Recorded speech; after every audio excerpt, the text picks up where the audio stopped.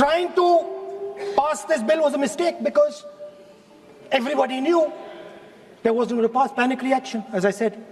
So I was watching him and I noticed on my phone 16th of April. And I was like, my God, how crazy. That's the number. 16.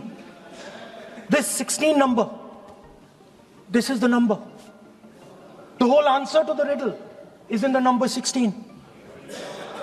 Everything is in the number 16. Now, if anybody understands what I'm saying, please send me a message. And on Twitter, you can tell what it is. But the answer to your problems, and you're going to find out very soon, is in the number 16. देशात सध्या एका आकड्याची जोरदार चर्चा सुरू आहे. तो आकडा म्हणजे 16 नंबर.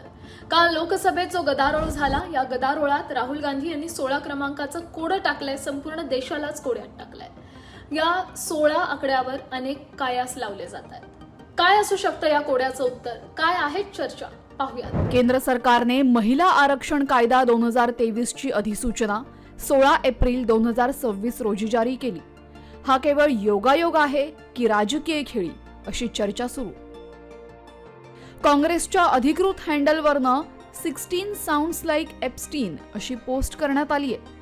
जेफ्री एप्स्टीन प्रकरणाशी संबंधित काही आंतरराष्ट्रीय खुलासे तर यामागे नाहीत ना, अशी चर्चा. तेलुगू देसम पार्टीचे 16 खासदार सध्याच्या सरकारला पाठिंबा देत आहेत. या 16 खासदारांच्या भूमिकेवर सरकारचं भवितव्य अवलंबून आहे का, अशी ही चर्चा. काही लोक असा अंदाज लावतायत की 16 मिनिटांचा एखादा व्हिडिओ किंवा 16 पानांचा असा काही दस्तावेज समोर येईल, ज्यामुळे राजकीय भूकंप होईल किंवा मोठा नेता एक्सपोज होईल.